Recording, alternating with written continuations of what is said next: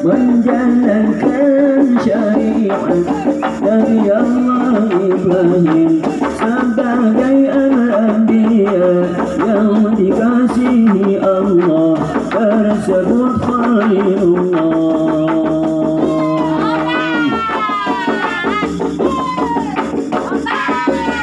Teteskan darahmu